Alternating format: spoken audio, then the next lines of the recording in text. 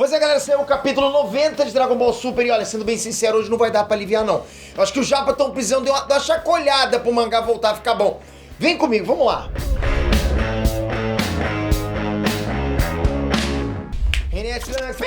Aqui. Galera, presta atenção, se liga. A saga Granorá acabou, né? Aí Dragon Ball entrou no time skip. E agora, o protagonismo recentemente e aparentemente caiu no colo do Goten e do Trunks, que agora são adolescentes. Time skip, Goten e Trunks adolescente, beleza. Esse novo arco ele começou bom. Ele deu uma abordagem legal pro Dr. Edo lá, que serviu exatamente pra explicar os eventos do prólogo de Dragon Ball Super Super Hero. Mas infelizmente, hoje eu me vejo forçado a dizer que o capítulo 90 colheu todos os frutos dos capítulos 88 e 89 e jogou todos esses frutos na privada. Deu descarga ainda por cima. Galera, tipo, eu não gosto de ser portador de mais notícias. Mas sabe do que eu gosto? Eu gosto muito do seu like. Sabe por quê? Porque vocês estão comigo nos momentos bons e nos momentos ruins. Que é isso? É uma união estável, né? Obrigado de coração, galera. Por isso que você tá aí, que eu fico aqui direto, porra, botando sempre essa camisa do Goku de Dragon Ball pra fazer cada vídeo pra você. Brigar de coração, vamos lá. Bom, galera, eu vou resumir bem rápido o que rolou no capítulo 90 e depois eu vou apontar onde eu acho que esse capítulo acabou errando, ok? Então vamos primeiro no resumo. Resumindo, o Kuririn agora é chefe de polícia da cidade e ele tá investigando um grupo de zumbis que estão lá trabalhando numa loja de conveniências. E esses zumbis são a linha alfa de androides do Dr. Edo. Depois disso, o ônibus que o Goten pega pra ir pra escola tá sendo atacado por outro androide da linha beta. E isso por quê? Porque o Dr. Edo ele já desconfia que o Goten é o Saiyaman X2. Aí o Goten sai pelos fundos do ônibus, pela parte de trás do ônibus, né? Veste o uniforme de Saiyaman X2 e destrói esse androide GG, easy, né? Só que mesmo com todos os colegas do Goten reconhecendo que existe um padrão entre os desaparecimentos do Goten e o aparecimento do Saiyaman X2, né? Que tipo, sai um, entra outro, ninguém sequer levantou a suspeita de que eles são a mesma pessoa, tipo, mas é aquela coisa de clichê, a gente sabe disso, né? Estamos acostumados com o Príncipe Ada, né? Com o Clark Kent. Mas aí durante toda essa bagunça, tá rolando uma notícia de que vai ter um baile na escola e que um super-herói chamado Clean God vai estar presente na festa. Só que tem um detalhe nisso tudo. O Clean God é exatamente o herói que inspirou o Goten e o Trunks a se tornarem super-heróis. O Goten fica interessadinho nesse baile, ele pretende convidar a Mai. Porque, bora lembrar que o Trunks gosta da Mai, ok? Tá rolando um swell ali. Só que antes que ele pudesse fazer isso, a própria Mai faz o convite ao Trunks. Ele fica louco com isso, afinal é a mina que ele gosta fazendo um convite pra ele. Quem nunca, na verdade? Bom, se bem que eu não sei. Só que logo depois ela revelou que fez isso pra tapear um robô espião do Dr. Edo. Acontece que, galera, na verdade, tudo isso não passa de preparo da Mai. Como assim, Petra? A Mai é Batman? Calma. A Mai, ela tinha feito uma pesquisa a respeito do Dr. Edo.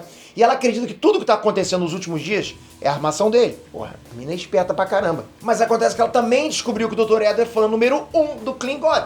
Então ela sabia que se o Clean God aparecesse na festa, o Dr. Edo sairia do esconderijo dele pra ver ele pessoalmente. E o pior é que o Dr. Edo cai como um patinho. Ele vai ao baile e a Mai aborda ele.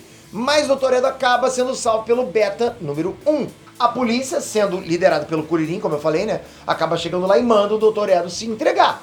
Só que ele explode uma bomba de fumaça e foge da festa. E aí Kuririn, Goten e Trunks acabam seguindo enquanto eles voam. E o Kuririn acaba revelando pros dois que as forças Red Ribbon estão de volta. E eles pretendem se aliar ao Dr. Edo para que ele construa lá androides poderosos para eles. Ou seja, o Dr. Edo seria uma ferramenta, né, para Red Ribbon. Quando eles chegam no esconderijo, eles acabam enfrentando um dinossauro robótico que cospe fogo, e eles acabam vencendo, mas vencendo com dificuldade, trancos e barrancos. No fim, o Dr. Edo é preso sob a acusação de ter roubado corpos do necrotério pra transformar em androides. Ele já fazia isso, sabe? O cara é cruel, né? Tipo um monte de Frankenstein. Mas por ele ter libertado esses androides para que eles pudessem voltar pra casa, a pena dele foi reduzida para só 3 meses de prisão. Que loucura, vai, parece o Brasil. Aí destaque pro zumbi, inclusive, voltando pra casa e a mãe dele vendo que ele tá vivo. Ok, admito que essa aí foi uma cena bonita, pessoa. Um zumbi vivo, coisa louca. Mas galera, vem cá comigo.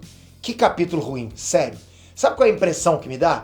É que os capítulos 88 e 89, eles criaram tantas possibilidades para tornar essa história mais interessante e eles não aproveitaram nenhuma dessas possibilidades.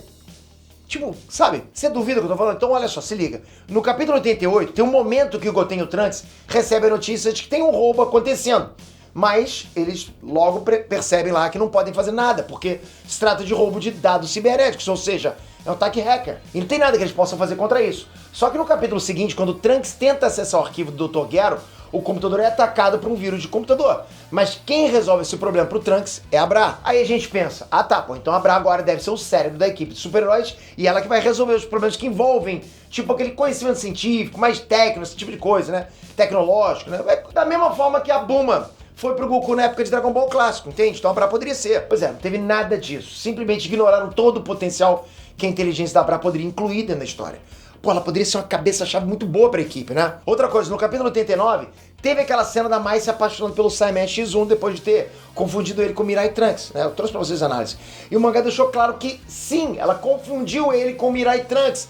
Tanto que aparece o Mirai Trunks na visão dela. E tanto que foi essa confusão dela que fez com que ela se apaixonasse pelo Saiyaman X1. Daí a gente pensa, porra, a Tânia, vai gerar aquelas discussões que normalmente o Homem-Aranha passa. Tipo o conflito entre ser Homem-Aranha e ser apaixonado pela Mary Jane, que só aumenta o carisma do personagem, sabe? Que faz o leitor entrar em dilema junto com o próprio personagem. Ou seja, ela gosta do Trunks, mas ele é o Trunks. Mas é outro Trunks de outra realidade, sabe? Mas eles não deixam de ser a mesma pessoa. Então é certo ele se aproveitar disso pra tentar conquistar ela. Mas não, teve nada disso. Na verdade, a Mai revelou que ela sabia desde o início que o Saiyaman X1 era o Trunks. Galera, não é possível que alguém ache que isso foi uma boa ideia. Porra, eles investiram vários momentos do mangá em construir essa relação entre o Trunks e a Mai pra, tipo, logo depois eles descartarem tudo isso. Acho um vacilaço isso. A impressão que me dá é que os 3 últimos capítulos surgiram só como um mini arco de introdução. Então eu acredito que deve acontecer outro time skip de 3 meses até o Dr. Ego sair da prisão e ser contratado pela Red Ribbon. E aí finalmente vai começar o arco que adapta o Dragon Ball Super Super Hero.